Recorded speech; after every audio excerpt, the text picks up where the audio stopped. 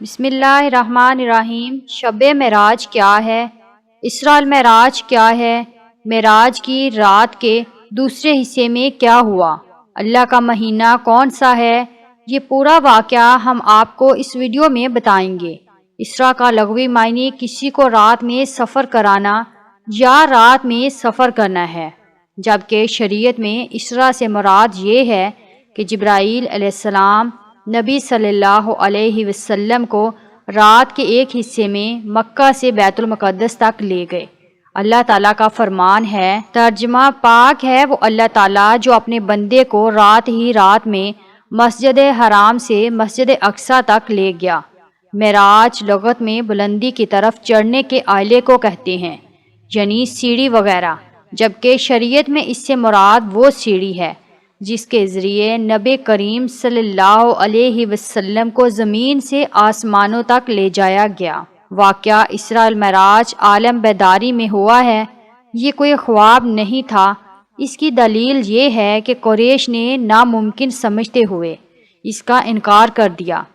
اگر آپ صلی اللہ علیہ وسلم اسے اپنا خواب بتاتے تو وہ انکار نہ کرتے، کیونکہ خواب کا انکار تو کوئی بھی نہیں کرتا۔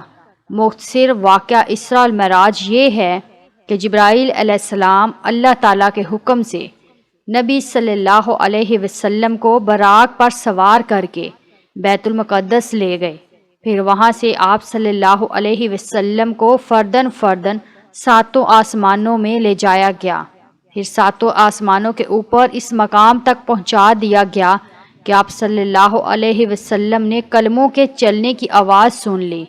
اس سفر میں آپ صلی اللہ علیہ وسلم پر 5 نمازیں فرض کی گئیں۔ آپ صلی اللہ علیہ وسلم نے جنت اور جہنم کو دیکھا، انبیاء علیہ السلام سے ملاقات ہوئی اور آپ صلی اللہ علیہ وسلم نے انہیں امامت کرائی۔ اسی رات آپ صلی اللہ علیہ وسلم واپس مکہ لوٹ آئے۔ جب آپ صلی اللہ علیہ وسلم نے لوگوں کو اس کے متعلق بتایا تو کفار نے آپ صلی اللہ علیہ وسلم کی تکذیب کی، جبکہ مومنوں نے تصدیق کی۔ البتہ کچھ لوگوں نے تردد کی راہ اختیار کی۔ یہ دونوں سفر ایک ہی رات میں وقوع پذیر ہوئے ہیں، البتہ رات کی تعین میں اہل علم کا اختلاف ہے۔ ابن عباس اور جابر رضی اللہ عنہما کی رائے میں یہ واقعہ پیر کی رات 12 ربیع الاول کو وقوع پذیر ہوا، لیکن انہوں نے سال کی تعین نہیں کی، جبکہ زہری اور عروہ رحم اللہ سے مروی ہے کہ یہ واقعہ ہجرت سے 1 سال قبل رونما ہوا ہے، لیکن انہوں نے رات کی تعین نہیں کی۔ البتہ ان کے قول کی روح سے مہینہ ربیع الاول ہی بنتا ہے۔ ابن سعد، نووی وغیرہ کی بھی یہی رائے ہے۔ سدی کی رائے میں یہ واقعہ ہجرت سے 6 ماہ قبل کا ہے۔ اس قول کی روح سے ذی القعدہ کا مہینہ بنتا ہے۔ ہجرت سے 3 سال قبل، 5 سال قبل اور 6 سال قبل کے اقوال بھی ملتے ہیں۔ شب معراج مسلمان کی حیثیت سے ہمیں مکہ اور مدینے کی اہمیت کے بارے میں بتایا جاتا ہے کہ ہم ان دونوں مقدس مقامات کی قربت کا احساس محسوس کرتے ہیں۔ اس کے باوجود مسجد اقصیٰ کے تقدس کا ہمیشہ کوئی خاص ذکر نہیں ملتا۔ یہی وجہ ہے کہ رجب کی 27 تاریخ یاد رکھنے کے قابل ہے۔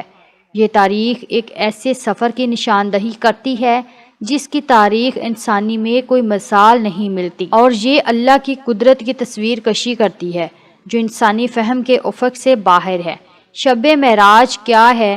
شب معراج، جسے اسراء المعراج اور شب معراج بھی کہا جاتا ہے، یہ اصطلاحات سب سے زیادہ معجزاتی تجربات میں سے ایک کی تصویر کشی کے لیے استعمال ہوتی ہے جو اللہ نے نبی اکرم صلی اللہ علیہ وسلم کو عطا کیا تھا۔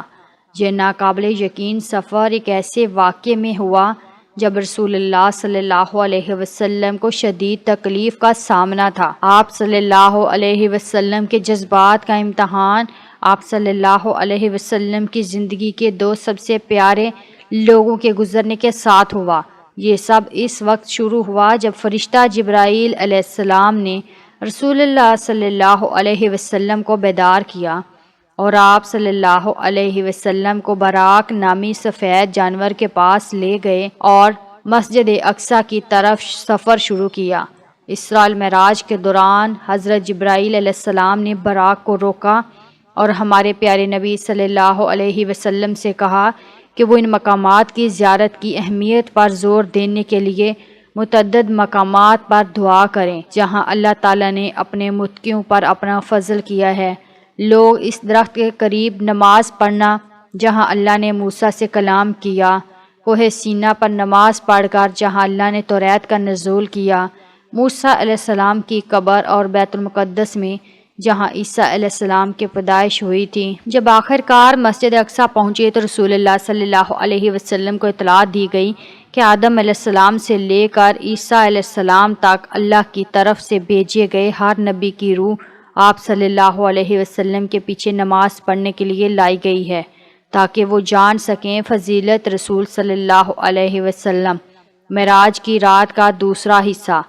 شب معراج کے دوسرے حصے میں حضرت محمد صلی اللہ علیہ وسلم جبرائیل علیہ السلام کے ساتھ آسمان پر تشریف لے گئے۔ معراج کے دوران ساتوں آسمانوں میں 8 انبیاء علیہ السلام سے ملاقات ہوئی۔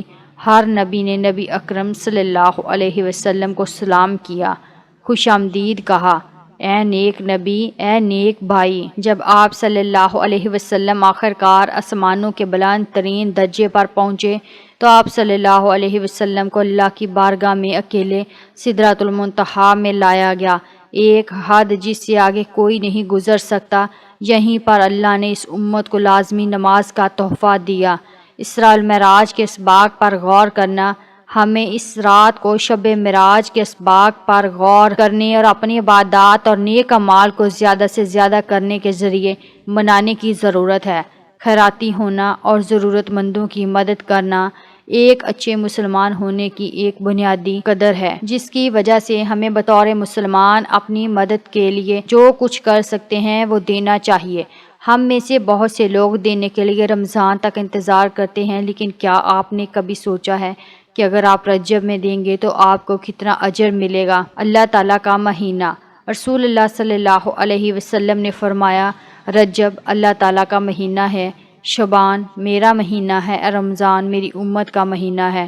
ناظرین، ویڈیو پسند آئے تو ویڈیو کو لائک کیجئے، کومنٹ باکس میں آمین ضرور لکھیں اور چینل کو بھی سبسکرائب کریں۔ اللہ حافظ۔